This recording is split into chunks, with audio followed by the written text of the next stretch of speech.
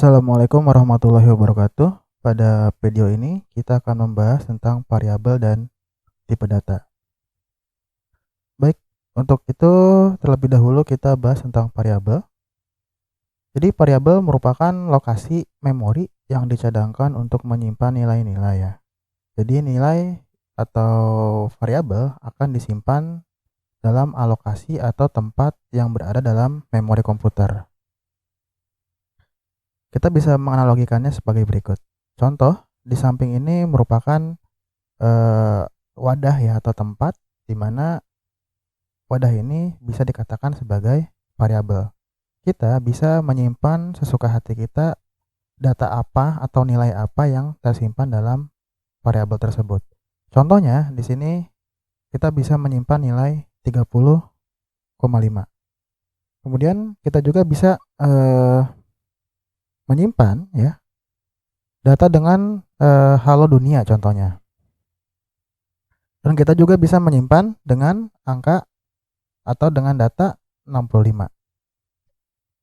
Contohnya di sini ada tabel ya, di mana tabel ini menunjukkan A ini merupakan variabel yang akan diisi oleh angka 30,5. Kemudian B juga merupakan variabel yang akan diisi oleh kata atau kalimat halo dunia. Kemudian yang C variabel yang akan diisi oleh angka 65, di mana ketiga variabel ini memiliki alamat memori. Untuk alamat memori variabel A, contohnya seperti ini, yang B seperti ini, yang C juga seperti ini. Jadi tiga variabel ini memiliki tipe data yang berbeda dan alokasi memorinya pun akan berbeda.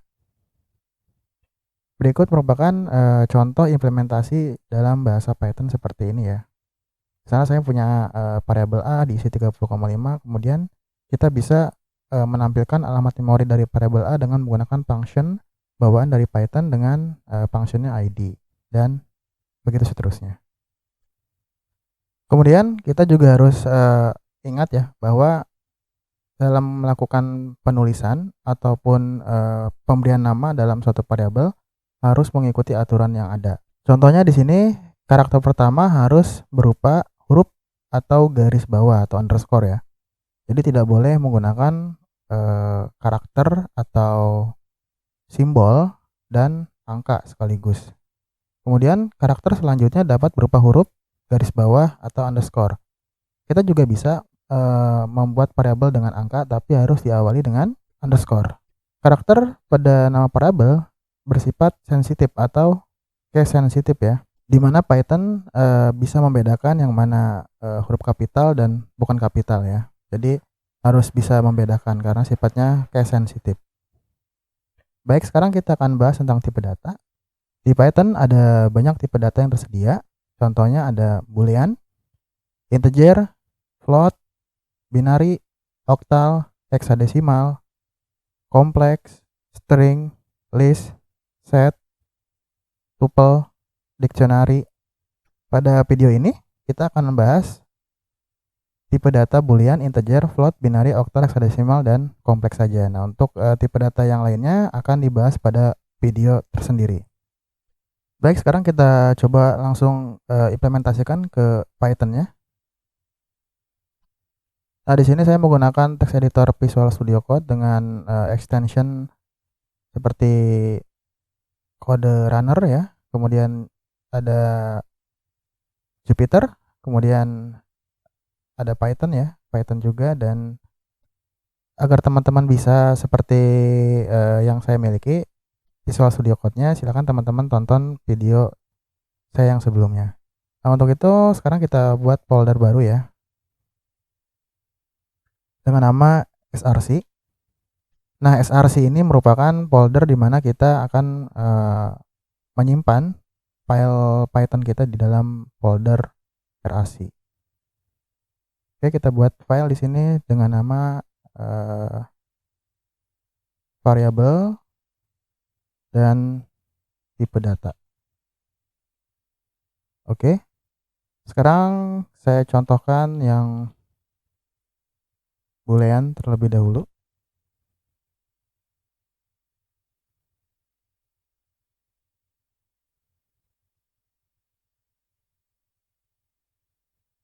Oke.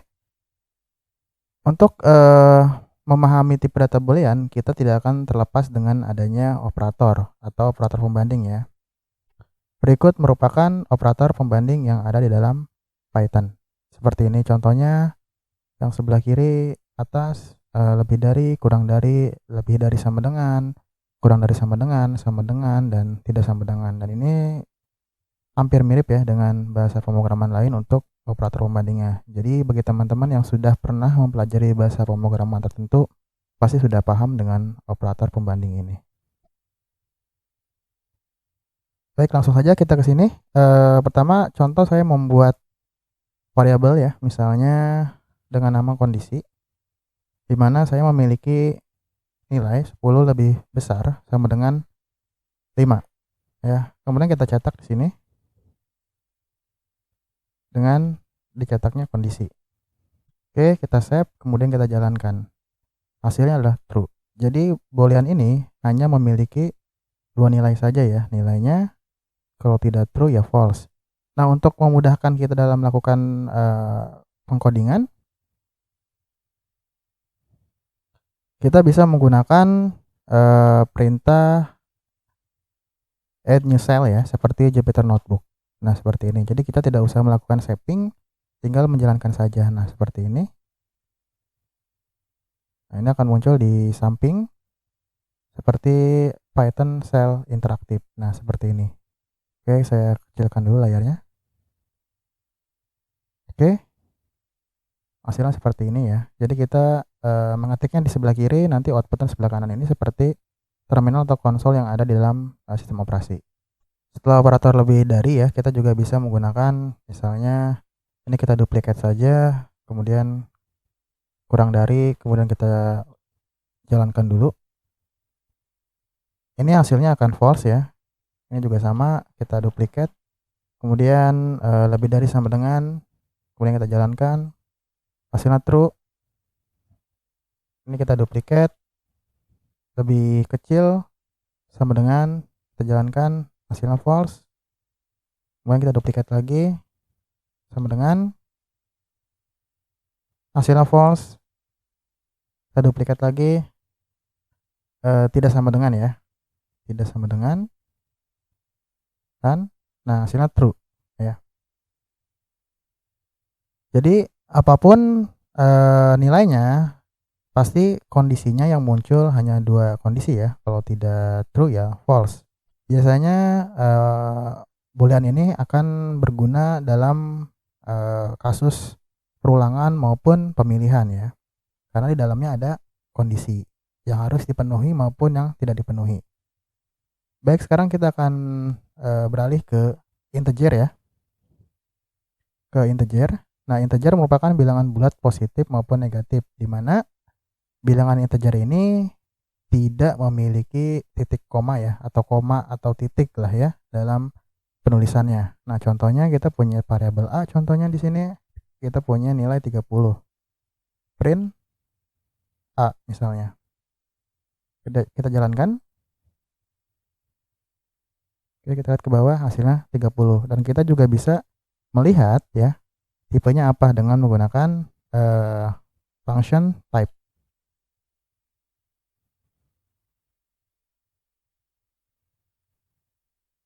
Kita jalankan lagi.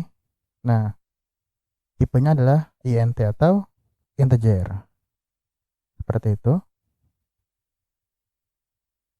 Kemudian kita juga bisa menggabungkannya dengan string ya, agar lebih paham gitu dalamnya. Variabel A memiliki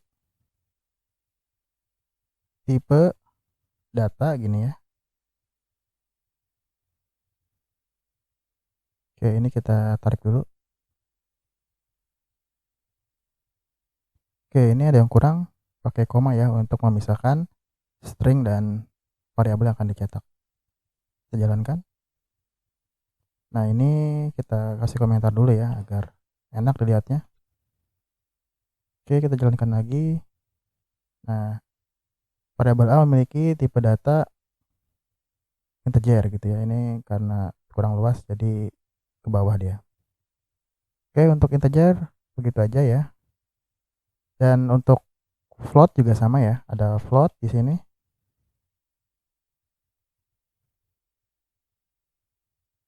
Float, kalau float merupakan bilangan pecahan ya, di mana float ini berguna untuk menentukan angka yang memiliki tipe yang tidak bulat ya, atau floating point lah gitu ya. Contohnya di sini kita punya variabel misalnya pi ya, 3,14 kayak gini. Ini kita print, kemudian type ya, pi, kemudian kita cetak atau kita jalankan, hasilnya plot ya, seperti itu. Baik, selanjutnya ada tipe data biner ya. Biner merupakan suatu tipe data yang basis 2 ya. Biasanya nilainya itu kalau tidak 0 ya 1 gitu. Jadi bilangan biner ya. Jadi bilangan basis 2 atau binari. Contohnya di sini kita bisa membuat variabel misalnya biner ya. Kemudian di dalamnya menggunakan simbol 0, kemudian B, kemudian diikuti dengan angka binernya gitu. 10 10 10 gini ya. Kemudian kita cetak, print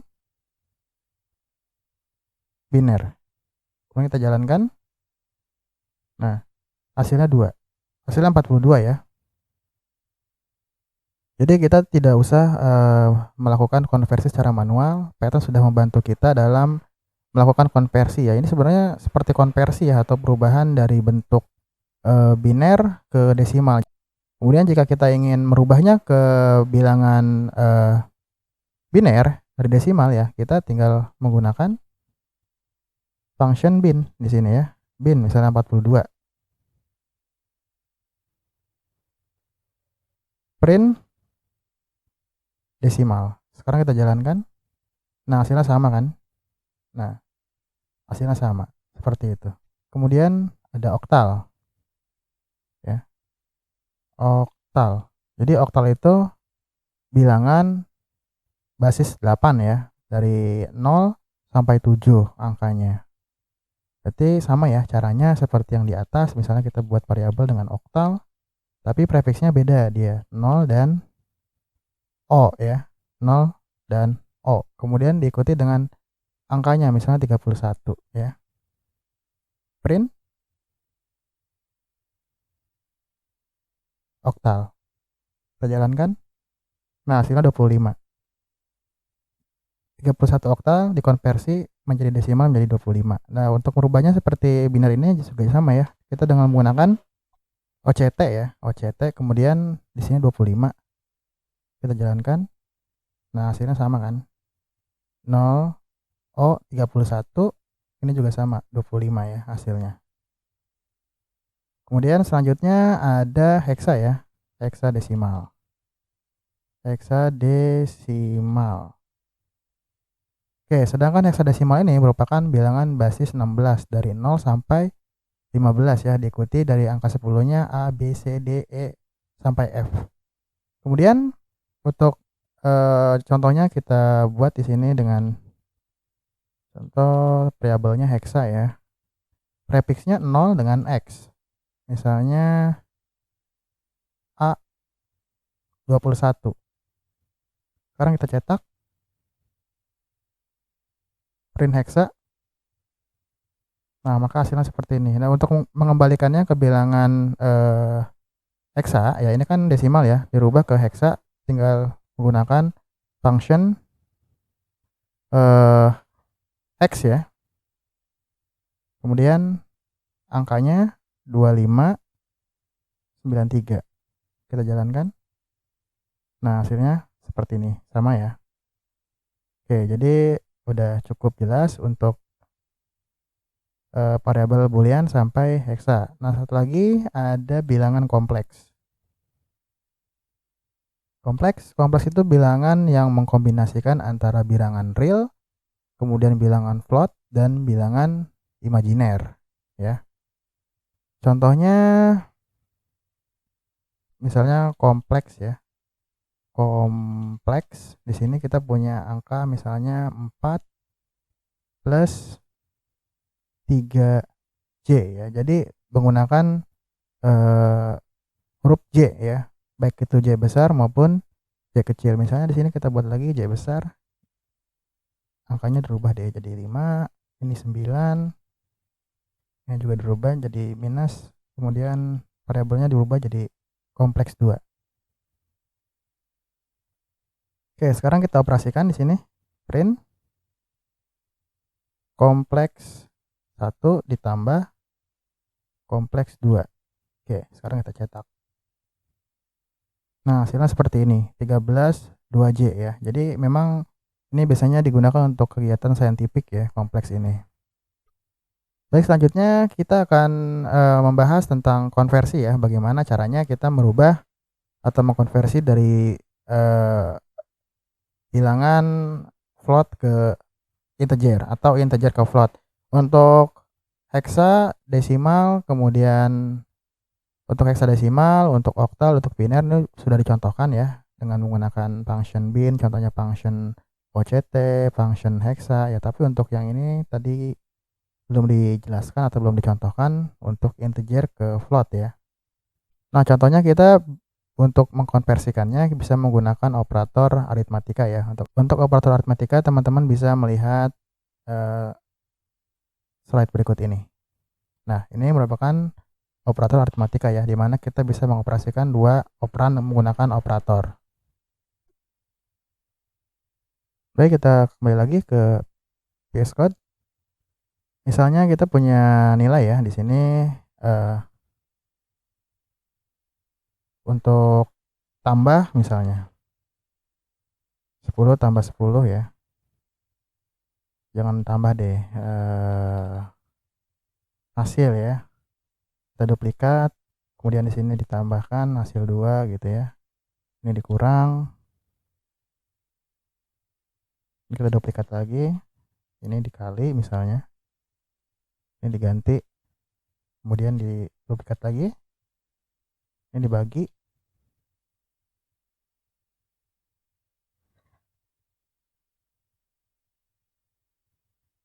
Ini dipangkatkan ya.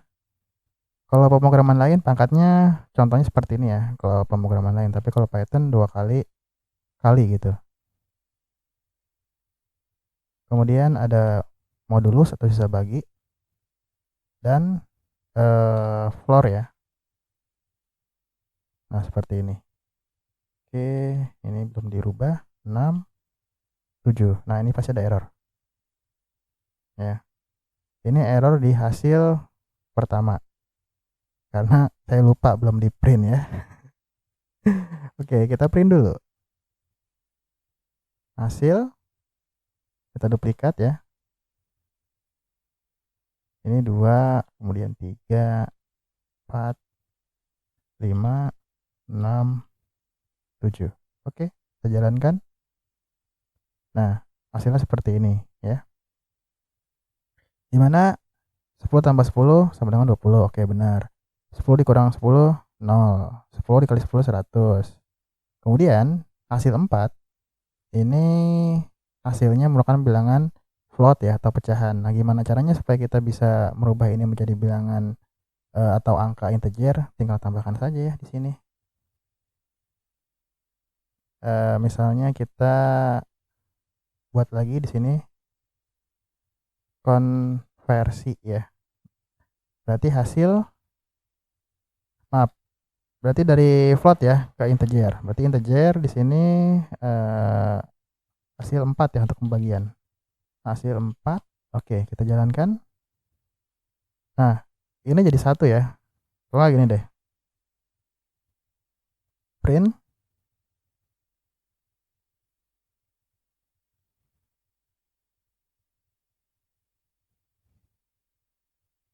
sesudah dikonversi. Oke, ini kita duplikat. Ini kita naikkan ya. Ini kita rubah dulu sebelum.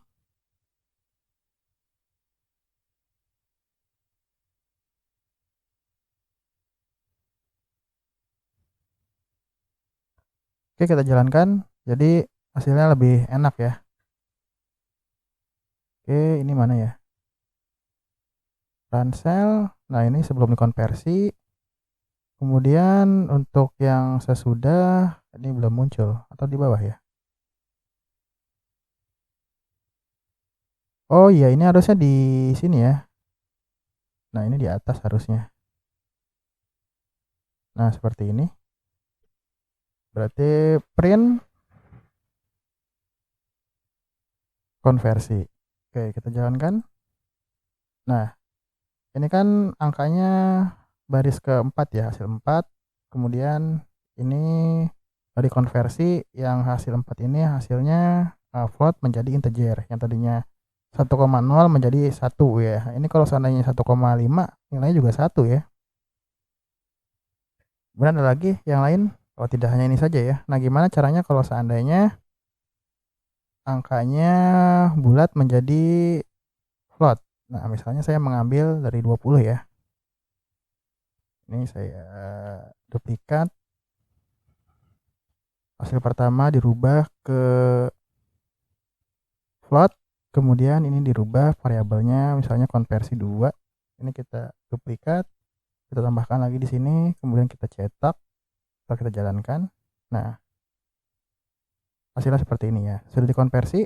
Hasilnya menjadi bilangan pecahan ya, karena sudah dirubah ke float. Kemudian yang pertama yang tadinya float atau bilangan pecahan berubah menjadi bilangan bulat positif ya, karena di sini tidak ada negatif ya. Baik, segitu saja untuk tutorialnya. Kurang lebihnya mohon maaf. Terima kasih. Wassalamualaikum warahmatullahi wabarakatuh.